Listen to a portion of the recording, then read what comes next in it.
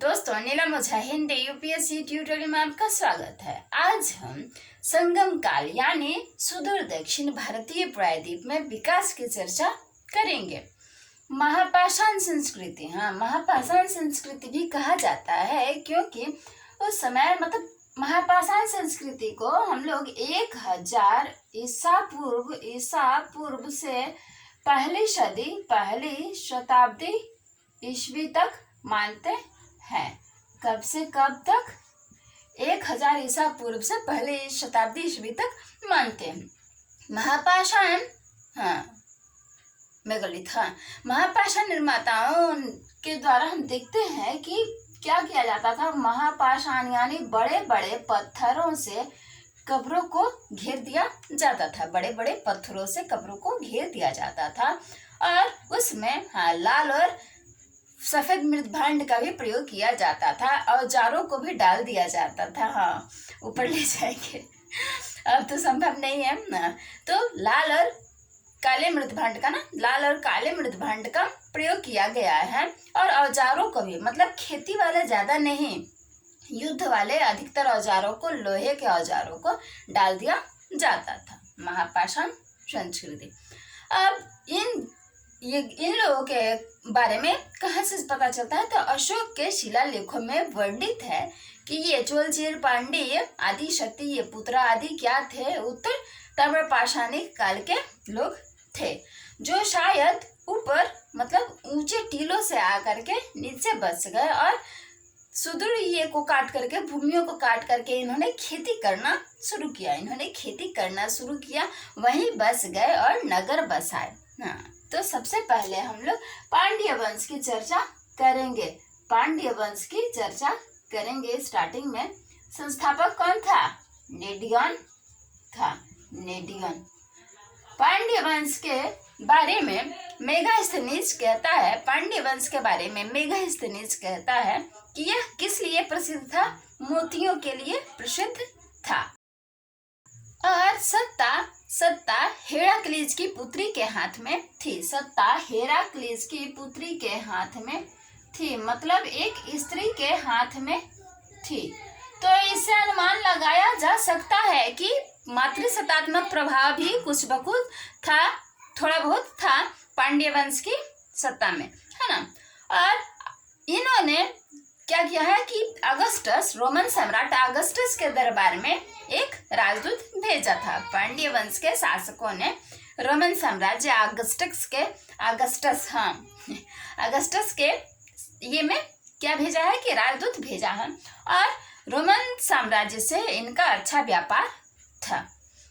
नेडियन की चर्चा करें। नेडियन जो इसका संस्थापक था, तो पतुपातु में संकलित मग्गलुडियन और नकीरर कविताओं आदि से इसके बारे में जानकारी मिलती है। इसने सागर पूजा प्रारंभ करवाया था। क्या? सागर पूजा इसने आरंभ करवाया था, नेडियन। इसके काल में पहरुली नदी अस्तित्व में आई। नेडियन के काल में पांड्यों का राज्य की चिन्ह क्या था? मछली थी। और इनकी राजधानी क्या थी? मदुरै थी। उसके बाद पलसालय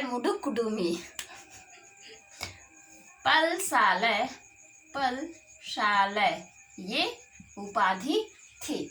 और मुडुकुडुमी राजा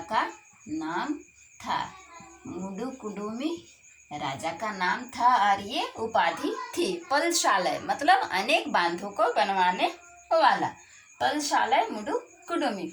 उसके बाद नेंदुन जेलियन का जिक्र आता है। इसने तलैयालंगानम युद्ध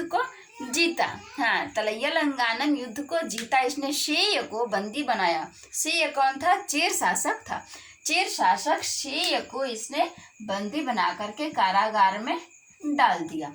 और एक घटना प्रकाश में आती है, मतलब कथा कहानियों में भी और इतिहास में भी मिलेगा। कोवलन नामक निर्दोष कोवलन नामक निर्दोष व्यक्ति को फांसी दिए जाने के कारण, मतलब हाँ, सजा दिए जाने के कारण, कोवलन की कहानी बता दे। हाँ, तो मतलब कोवलन एक धनी व्यक्ति था और उसकी वाइफ का नाम क्या था? कनगी था। कनगी, कनगी था। कोवलन और कनगी की मतलब हाँ लव मैरिज हुई। उसके बाद वो मतलब हाँ विवाह हो गया। उसके बाद उसका दिल एक नाचने वाली पे, माधवी पे आ गया। कोवलन, इसकी वाइफ का नाम कनगी था। कनगी, हाँ।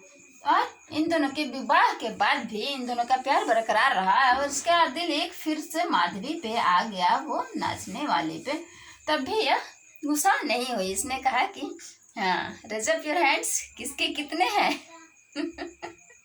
लाइन लगाए, हाँ तुम लोगों का नाम भी छपवा देंगे। हाँ, तो कोवलन और कनगी के विवाह के पश्चात भी माधवी से उसका चक्कर चला और एक पुत्र की पुत्री, हाँ ठीक है। तो उसके बाद एक हार, जब ये इस पर सारा धन लुटाते लुटाते कंगाल हो गया।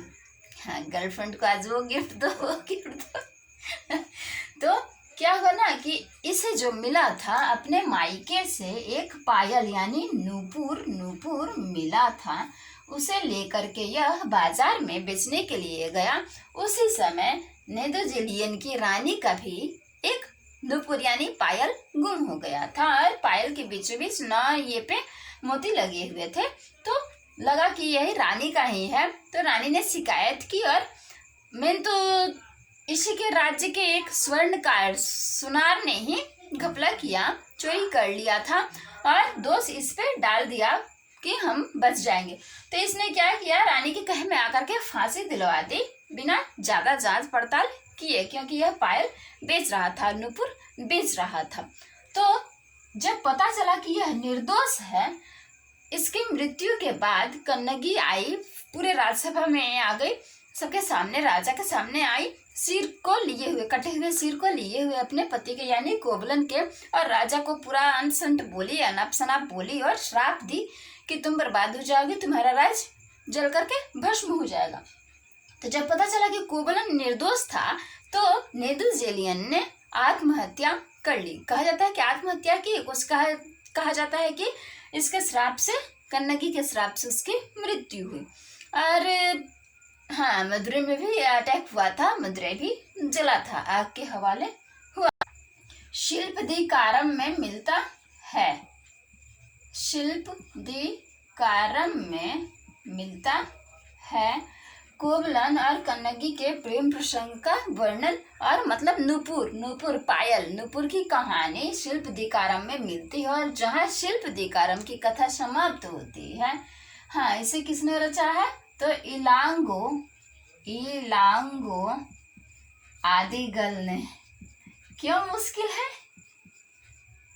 इलांगो आदिगल ने, चेर शासक नहीं, पांड्य शासकों ने नहीं, ना ही इनके दरबारियों ने, किसी ने, चेर शासक इलांगो आदिगल ने शिल्पदिकारम की रचना की है, जिसमें पता चलता है कोवलन, कन्नगी और पायल की कहानी, नूपुर की।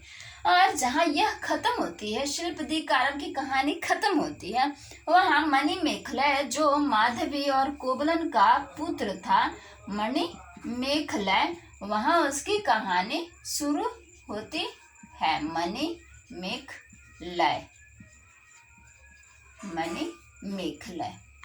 इसने बाद में बौद्ध धर्म अपना लिया था। हाँ, बौद्ध व्यापारी ने ही इसकी रचना की है, एक बौद्ध व्यापारी ने ही मणिमेखलय की रचना की है। मदुरै कांजी में हाँ लेख है, मदुरै कांजी में इसके कुशल शासन की चर्चा मिलती है या जानकारी मिलती है।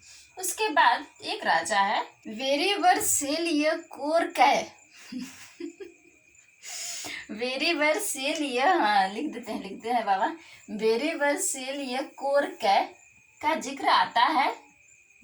वेरिवर्सेलिय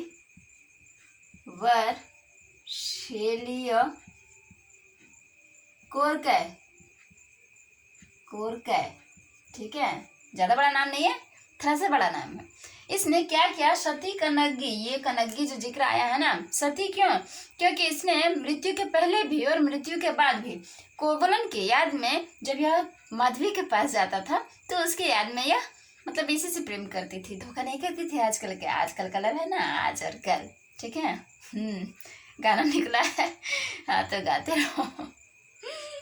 हाँ तो सती कन्नगी की याद में विशाल उत्सव का आयोजन किया था। हाँ, सती कन्नगी, क्योंकि सती इसलिए क्योंकि उसने अन्न जल छोड़ दिया था, श्रृंगार करना भी छोड़ दिया था। और उसके बाद नलिया कोड्डन अंतिम राजा का जिक्र आता है, नलिया कोड्डन। बस ज्यादा कुछ खास विशेष है नहीं, पुतु पातु जो है एक ग्रंथ, उसी में जिक्र है कि यह अंतिम राजा था।